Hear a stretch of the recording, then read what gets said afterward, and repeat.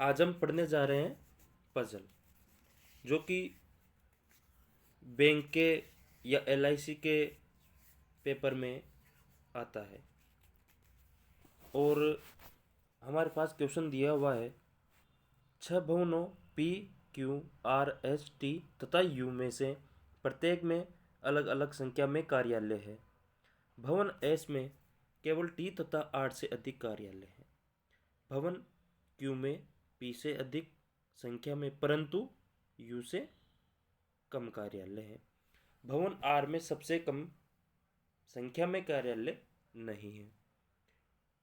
तो हम सबसे पहले हमें जैसा कि दिया हुआ है कि भवन एस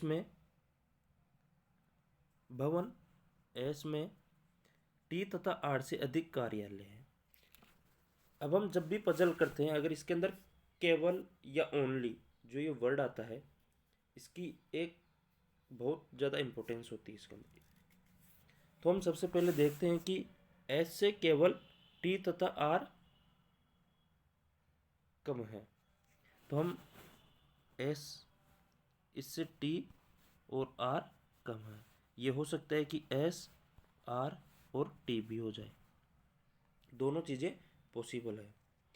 आगे दिया हुआ है, भवन क्यू में पी से अधिक संख्या में परंतु क्यू से कम कार्यालय है। क्यू में पी से अधिक लेकिन यू से कम, यही सेम यहाँ पे यू क्यू पी। भवन आर में सबसे कम संख्या में कार्यालय नहीं है। आर सबसे कम नहीं है जबकि इसमें आर सबसे नीचे है, तो ये जो हमारा है ये हो जाएगा गलत, और जो सही है वो ये वाला है। हम आगे चलते हैं। जिस भवन में सबसे कम संख्या में कार्यालय है उसमें कार्यालयों की संख्या 5 है। तो हमारे पास सबसे कम किस में? टीम में। तो टीम में कितने कार्यालय हैं? 5। देखिए दोस्तों, हम इसके आगे चलते हैं। जिस भवन में दूसरा सबसे अधिक कार्यालय है उसमें कार्यालयों की संख्या 23 है। तो सबसे ज़्यादा हमारे पास है यू में, उसके बाद सेकंड नंबर पे आता है क्यू। तो क्यू के अंदर हमारे को दिया हुआ है 23, तो हम यहाँ पे लिख लेते हैं 23। भवन एस में क्यू से 11 कम कार्यालय है।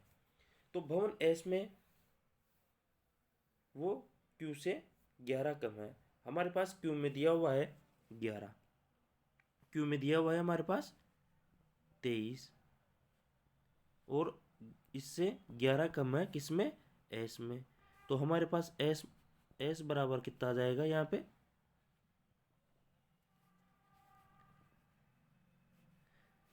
3 में से 1 गए तो 2 बचते हैं, और 2 में से 1 गया तो 1 बचता है, मतलब 12। तो पी में जो हमारे पास आए हैं, एस में जो हमारे पास भवन आए वो कितना है?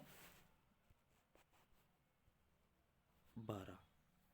अब इसी के साथ हम आगे क्वेश्चन के ऊपर चलते हैं। हमें जैसा कि हमने वो बना ही लिया है, उसके बाद हमारे को जो क्वेश्चन दिए हुए हैं वो देखते हैं। निम्नलिखित में से किस भवन में दूसरी सबसे कम संख्या में कार्यालय है? मतलब दूसरा, मतलब नीचे से सेकंड। तो हम बात करते हैं, नीचे से हमारे पास है सेकंड आर। फर्स्ट पे तो नीचे से अगर देख, जो सबसे कम कार्यालय जिसके पास है वो है टी, उससे अधिक आर, उससे अधिक एस, और उससे भी अधिक पी, और उससे अधिक क्यू, और सबसे टॉप पर है जो सबसे ज़्यादा है जिसमें वो है यू। तो हमारे को क्वेश्चन में पूछा गया है नीचे से दूसरा, तो हमारे पास है ऑप्शन नंबर, मतलब आर। तो आर दिया हुआ है हमारे को क्वेश्चन नंबर, ऑप्शन नंबर 3 में। तो यहाँ पे जो आंसर है वो है हमारा आर। अब हम बात करते हैं सेकंड वाले की। भवन पी में कार्यालयों की संख्या एक सम संख्या है। एक बार हम सबसे पहले उधर वाला जो हमारे पास जो हमने ये सोल्व किया है उसको हम एक बार इधर लिख लेते हैं, यू क्यू पी, ताकि हमारे को बार बार चेंज नहीं करना पड़े। तो यहाँ पे आता है you Q P S R और टी। और हमारे को जो संख्या यहाँ पे इनके दी हुई है वो दी हुई है 23, 12, 5। क्यू पे 23, एस पे 12 और टी पे 5। अब हमारे को क्वेश्चन नंबर 2 में बोला जा रहा है कि भवन पी में कार्यालयों की संख्या एक सम संख्या है। पी के अंदर एक सम है जो 2 या 3 दोनों से विभाज्य है, जिसके अंदर 2 का भी भाग जाना चाहिए और 3 का भी भाग जाना चाहिए। भवन पी में कितने कार्यालय हैं? तो अब हमारे को ऑप्शन में दिया हुआ है 20, 16, 12, 24 और 18। लेकिन हमारे जो भी कार्यालय होंगे वो 23 और 12 के मध्य में होंगे, क्योंकि पी से जस्ट ज़्यादा किस में होंगे? क्यू में, और पी से जस्ट कम होंगे एस में। तो क्यू में 23 है और एस में 12 है, तो इन दोनों के बीच में ही ऐसी कोई संख्या होगी जो पी की होगी। तो भवन पी में कितने कार्यालय हैं देखते हैं। 20 का फर्स्ट ऑप्शन है 20 में 2 का भाग जाता है, बिल्कुल जाता है, और इन दोनों के बीच के अंदर भी आता है, लेकिन इसमें 3 का भाग नहीं जाता, तो ये ऑप्शन हो गया हमारा गलत। इसके बाद 24 हो ही नहीं सकता, क्योंकि क्यू के अंदर 23 है और क्यू बड़ा है पी से, तो 23 के ऊपर हम जा नहीं सकते। इसके बाद आते हैं 16 में बिल्कुल 2 का भाग जाता है, लेकिन 3 से विभाज्य नहीं है। 18 2 का भाग जाता है और 3 का भी जाता है, और इन दोनों के बीच में ये आता है 12 से लेके 23 के बीच में। तो जो हमारा पी का जो कार्यालय होंगे इसमें वो कितने हो जाएंगे? 18। तो हमारा ऑप्शन आ जाएगा 4। हम नेक्स्ट क्वेश्चन की ओर बढ़ते हैं दोस्तों। जैसा कि हमें दिया हुआ है कि भवन आर में कार्यालयों की संभावित संख्या क्या हो सकती है। देखिए, एस के अंदर 12 दिया हुआ है, टी के अंदर 5 है, जैसा कि हमने अभी निकाला। तो अब इससे 12 और 5 के बीच में जो भी संख्या ऑप्शन में दी हुई होती है वही हमारा आंसर होता है, अगर कोई कंडीशन नहीं दी हुई हो तो हम देखते हैं 25 जो कि 12 से ज़्यादा है, 12 जो कि ऑलरेडी एस का दिया हुआ है, 13 जो कि 12 से ज़्यादा है, ये नहीं हो सकता, 14 ये भी नहीं हो सकता। इसमें दिया हुआ है 11 जो कि 12 से कम और 5 से ज़्यादा है, तो आर क्या है? एस से कम और टी से ज़्यादा है, तो हमारे पास ऑप्शन नंबर हो जाएगा 5। इसका मतलब हो गया 11। हम चलते हैं नेक्स्ट क्वेश्चन की ओर। हमने एक पजल बना ली है, अब हम नेक्स्ट पजल की साइड चलते हैं। जैसा कि दूसरी पजल में हमारे को दिया हुआ है 10 व्यक्ति 2 समांतर पंक्तियों में इस प्रकार बैठे हैं कि प्रत्येक पंक्ति में 5-5 व्यक्ति है तथा अगल बगल में बैठे व्यक्तियों की भी समान दूरी है। पंक्ति फर्स्ट में जे, के, एल, एम तथा एन बैठे हैं, परंतु आवश्यक नहीं है कि वह सब इसी क्रम में बैठे हो तथा उनमें से सभी व्यक्तियों का मुख दक्षिण की ओर है। तो सबसे पहले आपको ये पता होना चाहिए कि उत्तर किधर होता है, दक्षिण किधर होता है, पूर्व किधर होता है और पश्चिम किधर होता है। तो मेरे दोस्तों, मैं बता दूं आपको कि ये जो ऊपर होता है ये उत्तर होता है, नीचे दक्षिण होता है, इधर हमेशा पूर्व होता है और इधर पश्चिम होता है। ठीक है, तो मैं एक बार इसको इरेज कर देता हूँ क्योंकि हमारे पास जगह की थोड़ी कमी है। फिर हम चलते हैं क्वेश्चन की ओर और हम आगे क्वेश्चन को सोल्व करते हैं। चलिए, पंक्ति सेकंड में दिया हुआ है यू नहीं है, वी डब्ल्यू एक्स वाई तथा जेड बैठे हैं, परंतु आवश्यक नहीं है कि वो भी इसी क्रम में हो और उनका मुख उत्तर की ओर दिया हुआ है। और जो दोनों पंक्तियों में जो बैठे हैं व्यक्ति ये आपस में एक दूसरे की ओर उन्मुख करके बैठे, मतलब एक दूसरे की ओर मुख करके बैठे हैं। अब हम चलते हैं, तो हम सबसे पहले पंक्ति फर्स्ट जिसमें दिया हुआ है जे, के, एल, एम और एन, 5 व्यक्ति है। और एक दिया हुआ है वी, डब्ल्यू, एक्स, वाई और जेड। ये बैठते हैं दक्षिण की ओर मुख करके और ये बैठते हैं इधर की साइड मुख करके। अब हम आगे क्वेश्चन पढ़ते चलते हैं और इसको बनाते चलते हैं। तो देखिएगा, डब्लू के दाएं तीसरे स्थान पर जेड बैठा है। डब्लू के दाएं तीसरे स्थान पर जेड बैठा है। तो हमने माना कि डब्लू यहाँ है क्योंकि ये उत्तर की ओर मुख कर रखा है। तो डब्लू 1, 2 और 3 पे जेड बैठा है। जेड के बाएं दूसरे स्थान पर वी बैठा है। तो जेड के बाएं मतलब हमारा जो खुद का बायां होता है, क्योंकि ये उत्तर की ओर मुख, इनका मुख है इसलिए। तो फर्स्ट और सेकंड। वी की ओर मुख करने वाला व्यक्ति के ठीक दाएं बैठा है। जो व्यक्ति वी की ओर मुख कर बैठा है, मतलब यहाँ पे मैं एक बार इसको इरेज कर देता हूँ क्योंकि जगह की थोड़ी शॉर्टेज है।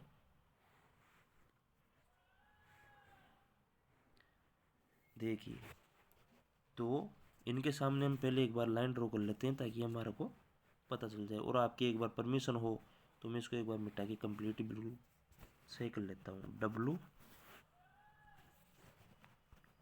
डब्लू के दाएं तीसरे स्थान पर जेड बैठ गया और जेड के बाएं दूसरे स्थान पर वी बैठा। वी की ओर मुख करने वाला व्यक्ति जो वी की ओर ये मुख कर रखा है, ये व्यक्ति के ठीक दाएं बैठा है। के जो कि ऊपर वाले पंक्ति में बैठा है और वो कौन सी साइड देख रहा है? दक्षिण की ओर। जो हमारा राइट है वो उसका लेफ्ट होगा, जो हमारा लेफ्ट है वो उसका राइट होगा। देखिए, तो जो वी की ओर मुख करके बैठा है वो के ठीक दाएं बैठा है। अगर मैं के को यहां पर रखता हूं तो इसके ठीक दाएं वी के सामने बैठने वाला हो जाएगा। इसके आगे हम पढ़ते हैं, के तथा एम के बीच एक व्यक्ति बैठा है। के तथा एम के बीच, अब हो सकता है यहाँ पे आ जाए और ये भी हो सकता है कि, क्योंकि इसमें डबल पॉसिबिलिटी लग रही है तो बनाने में कभी झिझकना मत, आराम से बना लीजिए। हो सकता है यहाँ पे भी आ जाए क्योंकि हमारे पास 5 व्यक्ति हैं। अब हम आगे चलते हैं। 2 हमारे पास पॉसिबिलिटी बन चुकी है। थोड़ी देर में हो सकता है दोनों में से एक कट जाए, जो भी बात होगी आगे देखा जाएगा। जे के का निकटतम पड़ोसी नहीं है। जे यहाँ पे भी नहीं आएगा और जे यहाँ पे भी नहीं आएगा। आगे देखते हैं और क्या होता है। जे यहाँ पे नहीं आएगा, सेकंड वाली पॉसिबिलिटी बात करते हैं। ये फर्स्ट है और ये सेकंड है। के पास जे नहीं आ सकता, तो जे के लिए एकमात्र जो जगह बचती है हमारे पास वो इसमें तो यही बचती है। आगे चलते हैं। जे तथा एल के बीच केवल 2 व्यक्ति बैठे हैं। सेकंड की बात करते हैं तो जे के 1 और 1 2 छोड़कर एल हमेशा इसके अंदर तो यहीं बैठेगा, कोई और हमारे पास जगह नहीं है। अब हम इसकी बात करते हैं।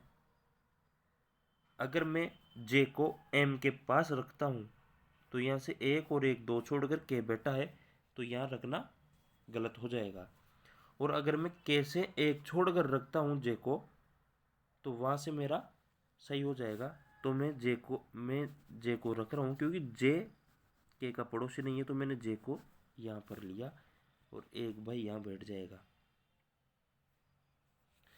जे से 2 छोड़कर एल, तो एल आ जाएगा यहाँ पे।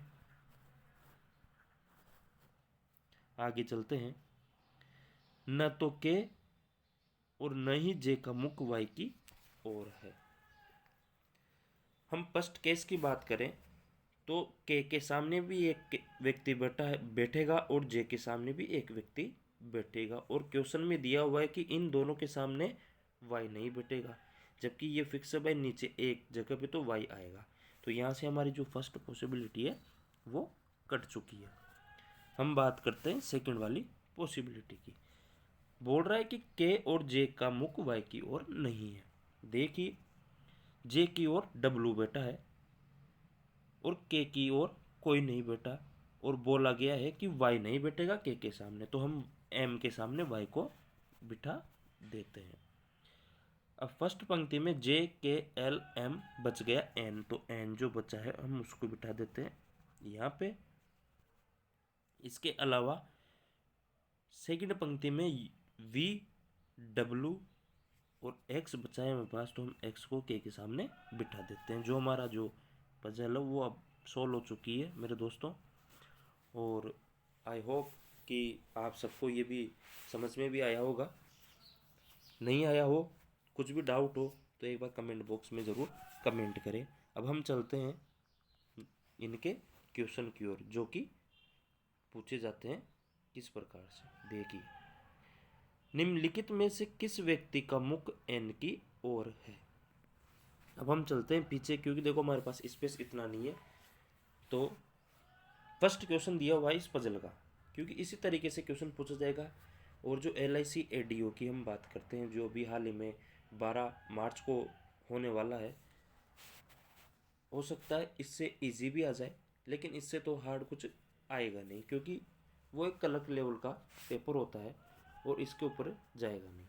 तो देखिए, पहला क्वेश्चन हमारे को दिया हुआ है, निम्नलिखित में से किस व्यक्ति का मुख एन की ओर है। तो एन की ओर हमारे दिया हुआ है वी बैठा है, तो एन की ओर कौन बैठा है साहब, वी बैठा है। तो वी कौन सा ऑप्शन है हमारे पास, सेकंड। तो हमारा ऑप्शन नंबर सेकंड सत्य है। सॉरी। निम्नलिखित में से कौन सा कथन एम के लिए संबंध में सत्य है। एम का मुख एक्स के एक निकटतम पड़ोसी की ओर है। क्वेश्चन में दिया हुआ है एम का मुख एक्स के निकटतम पड़ोसी की ओर है। जी नहीं, क्योंकि एक्स का पड़ोसी है वी और जेड, लेकिन जो एम है वो वाई की ओर मुख करके बैठा है। तो हमारा ऑप्शन नंबर फर्स्ट तो सही नहीं है। दूसरे ऑप्शन की बात करते हैं, के एम का निकटतम पड़ोसी है। देखते हैं, के एम का निकटतम पड़ोसी है। जी बिल्कुल नहीं, क्योंकि एम का केवल एक ही मात्र पड़ोसी है, वो है एल। तो ऑप्शन नंबर 2 भी हमारे पास गलत है। ऑप्शन नंबर 3 दिया हुआ है, दिए गए कथनों में से कोई भी कथन सत्य नहीं है। आगे चलते हैं, एम के ठीक दाएं एल बैठा है। तो देखिए, एम के ठीक दाएं एल बैठा है। एम बैठा है लास्ट कॉर्नर पे। इससे हम दाएं चलते हैं, जो हमारा बाया है उससे इनका दायां होता है। तो एम के ठीक दाएं एल बैठा है, बिल्कुल ये बात सत्य है। तो जो हमारा ऑप्शन होगा वो हो जाएगा 4। हम नेक्स्ट क्वेश्चन की ओर चलते हैं, और इसी प्रकार के क्वेश्चन पूछे जाते हैं। इससे ऊपर कोई क्वेश्चन मेरे हिसाब से शायद आने वाला है नहीं। देखिए, निम्नलिखित में से किस व्यक्ति का मुख एक्स की ओर है। अब हम चलते हैं हमारे पजल के ऊपर जहाँ हमने सोल्व की है। एक्स की ओर जो मुख करके बैठा है वो है के, तो हमारा इसमें आंसर हो जाएगा ऑप्शन नंबर 1। ठीक है, तो हमारा ऑप्शन हो गया नंबर 1। नेक्स्ट क्वेश्चन दिया हुआ है, वाई के संदर्भ में जेड का स्थान क्या है। वाई के संदर्भ में जेड का स्थान बताना है। तो वाई हमारा बेटा है नीचे की साइड राइट कॉर्नर पे, और स्थान बताना है हमारे को वाई के संबंध में किसका, जेड का। और जेड बेटा है वाई के ठीक बाएं, वाई के ठीक बाएं। हम चलते हैं क्वेश्चन की ओर। दाएं तीसरा गलत, दाएं दूसरा गलत, ठीक बाएं बिल्कुल सही, क्योंकि ठीक बाएं बेटा है। तो हमारा ऑप्शन नंबर 3 सही है। हम चलते हैं नेक्स्ट क्वेश्चन की ओर। दी गई व्यवस्था के आधार पर निम्नलिखित 5 में से 4 निश्चित प्रकार से एक समान है तथा वे अपना एक समूह बनाते हैं। वह कौन सा एक है जो समूह में शामिल नहीं होता है। तो देखिए MJYWN, ये 5 वर्ड दिए हुए हैं। इन पांचों में से एक ऐसा है जो कि बिल्कुल इनसे हटके है, मतलब चारों से हटके होगा। तो हम चलते हैं पजल के ऊपर। यहाँ दिया हुआ है MYW, क्वेश्चन नंबर या MJYW। तो जो कॉर्नर पे बैठे हैं उनका ये दिया हुआ है MYJW, मतलब 4 जने ऐसे हैं जो कॉर्नर पे बैठे हैं। तो एक ऐसा है जो कि कॉर्नर पे नहीं बैठा, तो वो उनसे क्या है, अलग है। और क्वेश्चन में यही पूछा है, तो हमारे कॉर्नर वाले हो गए JWMY। तो हम चलते हैं JWMY। तो जो अलग हो गया वो हो गया N, क्योंकि N क्या है, कहीं पर भी नहीं बैठा, मतलब बीच में बैठा है। तो हमारा जो इसमें ऑप्शन हो जाएगा वो हो जाएगा 5। अब हम आगे एक और पजल बना लेते हैं। हो सकता है आपको थोड़ा पीडीएफ दिखने में, सॉरी पीडीएफ के मतलब स्क्रीनशॉट लिया हुआ है तो आपको थोड़ा दिखने में तकलीफ हो, लेकिन जितना मेरे से होन पड़ा मैंने वो किया है। चलते हैं, क्वेश्चन पढ़िएगा। 7 व्यक्ति है PQRSTUV, इन्होंने एक सेमिनार अटेंड किया है या कुछ भी मान लो, तथा जो हर महीनों में अलग अलग करते हैं, जनवरी, फरवरी, मार्च, जून, अगस्त, अक्टूबर, दिसंबर। परंतु ये आवश्यक तो है नहीं कि वो सारे के सारे इसी क्रम में बैठे हो, और वो सब अलग अलग फल पसंद करते हैं, केला, अंगूर, पपीता, नारंगी, आम, लीची, सेब। और ये भी आवश्यक नहीं है कि ये भी सब इसी क्रम के अंदर हो। क्वेश्चन हमारे पास अब आगे स्टार्ट होता है। तो देखिए दोस्तों, अब आप क्वेश्चन पे बिल्कुल आप खुद कीजिए और मैं भी आपके साथ साथ सोल्व करता हूँ। तो हम सबसे पहले, जब भी हमारे पास अगर मंथ दिया हो तो हमें मंथ को फिक्स करना होता है। तो हम फिक्स कर लेते हैं एक बार। सबसे पहले यहाँ पे कर लिया हमने जनवरी, फिर होता है फरवरी,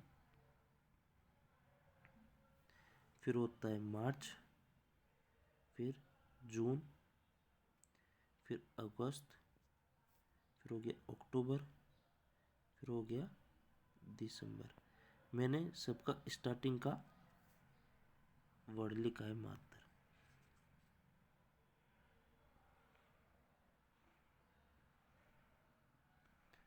और इस तरीके से टेबल बना लो। मेरे पास थोड़ी जगह कम है, आपके पास तो बहुत सारी जगह होगी, तो आप अपनी आशा सहूलियत के हिसाब से हम बना लीजिए। देखते हैं अगर कोई पॉसिबिलिटी होगी तो हम हो सकता है आगे और चेंजेस कर ले। देखिए सबसे पहले क्या होता है इसमें कि जिस भी महीने में जितने दिन होते हैं उसको एक बार लिख लीजिएगा। तो जनवरी में हमारे पास 31 दिन होते हैं तो हमने यहाँ पे लिख लिया। फरवरी में 28 और 29 होते हैं तो यहाँ पे लिख लिया। मार्च में 31 होते हैं, जून में 30 होते हैं। इसके बाद है अगस्त, तो अगस्त में 31 होते हैं। इसके बाद अक्टूबर में 31 होते हैं और दिसंबर में भी हमारे पास 31 दिन होते हैं। अब हम चलते हैं आगे क्वेश्चन की ओर। दिया हुआ है कि हमारे को कि आर का सेमिनार उस महीने में है जिसमें 31 से कम दिन होते हैं। अब हम चलते हैं 31 से कम दिन वाले पे आर बैठा है। तो एक तो हो गया हमारे पास जून जिसमें 30 दिन है, और एक हो गया हमारे पास फरवरी जिसमें 28 या 29 दिन है। तो हम 2 पॉसिबिलिटी ले लेते हैं और चलते हैं। हमारे पास एक बार हमने आर को यहाँ बिठाया और एक बार हमने आर को यहाँ पर बिठाया। आर और एस के बीच में केवल 2 व्यक्तियों का सेमिनार है। अब हम फर्स्ट वाले की बात करते हैं। तो आर से नीचे की साइड एक एक 2 छोड़ के हो सकता है दिसंबर में आ जाए, और हो सकता है आर से ऊपर एक और छोड़कर जनवरी में भी आ सकता है। सेकंड पॉसिबिलिटी की हम बात करें तो आर से ऊपर तो केवल मात्र एक ही व्यक्ति बैठता है, तो ऊपर तो हम जा नहीं सकते, इससे नीचे हमारे को आना पड़ेगा। तो आर से आर जो कि फरवरी में बैठा है, तो मार्च और जून को छोड़ के हमारे को इसको बिठाना पड़ेगा यहाँ पर। किसको? एस को। हम फर्स्ट पॉसिबिलिटी के अंदर दोनों चीज़ें लेके चलते हैं, इसके बाद जो भी कटेगा उसको हम काट लेंगे। आगे चलते हैं। जिस व्यक्ति को केला पसंद है उसका सेमिनार टी के ठीक पहले है। अब हमारे पास जगह नहीं है, तो हम इसको बाद में जहाँ पे भी हमारे को इस्तेमाल करने की ज़रूरत होगी हम वहाँ पे इसको इस्तेमाल कर लेंगे। जिस व्यक्ति को पपीता पसंद है उसके पहले केवल एक व्यक्ति का सेमिनार है, तो हम फरवरी के अंदर किसको बिठाएंगे? पपीता वाले को, ताकि उससे पहले केवल एक ही व्यक्ति का सेमिनार हो। तो पपीता कहाँ जाएगा? यहाँ पर। ये दोनों के लिए मान लेते हैं एक बार, फिर आगे देखते हैं। आगे चलते हैं। क्यू का सेमिनार पपीता पसंद करने वाले व्यक्ति के ठीक बाद में है। पपीता के ठीक बाद में है, तो मतलब मार्च में। इसमें यहाँ पे और इसमें यहाँ पे। आगे चलते हैं। क्यू तथा आम पसंद करने वाले व्यक्ति के बीच में केवल 3 व्यक्तियों का सेमिनार है। तो क्योंकि ऊपर मात्र 2 व्यक्ति बैठे हैं, तो ऊपर तो हो नहीं सकता, तो हमारे को नीचे चलना पड़ेगा। तो नीचे से 1 2 3 छोड़कर हम बिठा देंगे आर को, आम को लास्ट में, जो कि दोनों के अंदर सेम जगह है। तो हम यहाँ पे भी लिख लेते हैं दोनों के अंदर। इसके बाद करते हैं कि टी को न तो आम पसंद है और न ही पपीता पसंद है। टी ना तो कहाँ पे आएगा? दिसंबर में आएगा, लिख लेते हैं। और ना ही फरवरी में टी बैठता है, तो टी यहाँ पर भी नहीं आ सकता और टी यहाँ पर भी नहीं आ सकता। आगे चलते हैं। पी का सेमिनार टी के ठीक पहले है। अब जैसा कि हमने एक लाइन पहले छोड़ी है, उसमें लिखा हुआ है उसका जिस व्यक्ति को केला पसंद है उसका सेमिनार टी के ठीक पहले है। और यहाँ पे दिया हुआ है कि टी के ठीक पहले पी का है, तो मतलब पी किसको पसंद करता है? केले को। और उसके जस्ट बाद में कौन बैठता है? टी बैठता है। तो देखिए, हम फर्स्ट की बात करके चले तो हमारे पास केवल और केवल ये एक ही जगह है। कौन सी है? वो है अगस्त और अक्टूबर, क्योंकि ये 2 जगह एक साथ व्यक्ति यहीं बैठ सकते हैं। तो हम यहाँ पे बिठाते हैं किसको? सबसे पहले होता है पी, फिर है टी। पी पसंद किसको करता है? केला। हम चलते हैं सेकंड की साइड।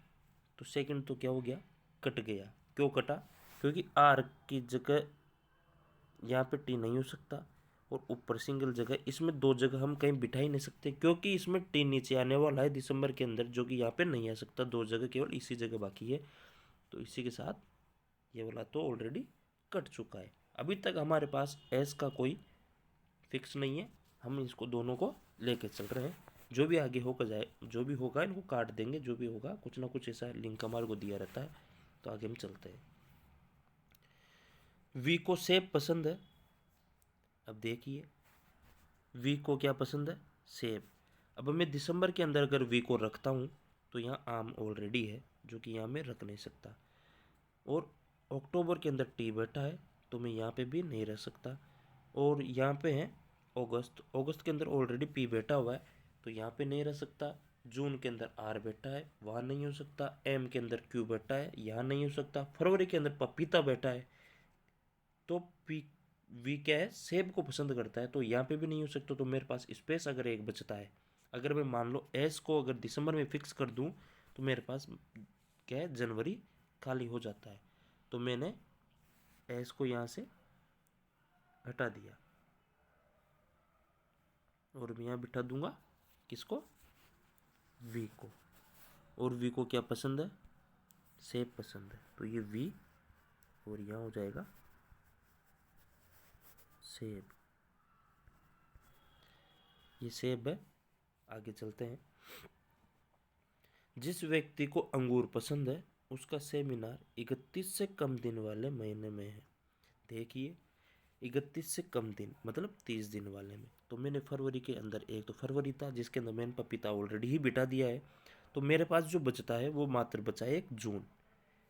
ठीक है, तो मैं अंगूर वाले को जून के अंदर बिठा देता हूँ। तो मैंने लिखा यहाँ पे अंगूर। आगे चलते हैं। जिस व्यक्ति का सेमिनार मार्च महीने में है उसे नारंगी पसंद नहीं है। तो नारंगी मार्च वाले को पसंद नहीं है, तो बचा कौन? अक्टूबर वाला। तो मैंने नारंगी यहाँ पर कर दी, और जो बच गया हमारे पास वो आ जाएगा सबसे ऊपर, जो कि मतलब मार्च में जो कि लीची बच गया। और इसी के साथ दोस्तों एक हमारे व्यक्ति भी है जो कि PQRSTU बच गया, जो हम यू को बिठा देते हैं फरवरी के अंदर। देखिए अब हम चलते हैं आगे क्वेश्चन की ओर। तो हमारे को क्वेश्चन जो है वो दिया हुआ है, निम्नलिखित में से कौन उस महीने को निरूपित करता है जिस महीने में एस का सेमिनार है। तो देखिए पजल के अंदर एस बेटा है हमारा दिसंबर के अंदर, तो इसमें हमारा आंसर हो जाएगा दिसंबर, मतलब ऑप्शन नंबर 4। हम चलते हैं नेक्स्ट क्वेश्चन की ओर। निम्नलिखित में से कौन उन व्यक्तियों को निरूपित करता है जिनके सेमिनार क्रमशः जनवरी एवं जून महीने में है। तो हम चलते हैं पजल की ओर। जनवरी में वी और जून में आर। तो कौन बैठा है? वी और आर। वी और आर, जो कि ऑप्शन नंबर हमारा 5। नेक्स्ट क्वेश्चन की ओर चलते हैं। वी तथा आर के सेमिनारों के बीच कितने व्यक्तियों के सेमिनार हैं? वी और आर के बीच देखते हैं। वी बेटा है हमारा जनवरी के अंदर और आर बेटा है जून के अंदर। अब हम इन दोनों के बीच में तो केवल यू और क्यू बैठा है, मतलब 2 व्यक्ति बैठे हैं। तो कितने व्यक्तियों का सेमिनार है इनके बीच में? मात्र 2। तो ऑप्शन नंबर 3 ये वाला सही है। तो मेरे प्यारे दोस्तों, मेरे मित्रों, आप सभी से रिक्वेस्ट है कि आपके छोटे भाई का चैनल लाइक भी करें, सब्सक्राइब करें, और अगर इसी तरह चलता रहा तो हो सकता है कल को मैं कुछ और अच्छी क्लास बनाऊं। जितना मेरे से हो सकेगा मैं आपके लिए उतना बेहतर करने की कोशिश करूंगा। धन्यवाद। जय हिंद, जय भारत। आप पढ़ते रहिए। 12 तारीख को आपका LIC एडीओ का पेपर है, तो ऐसे ही मैं कुछ हर रोज़ आपके लिए 2 से 3 पजल लाऊंगा। हो सकता है ये कुछ आपके एग्ज़ाम के अंदर हेल्प कर जाए। Thank you.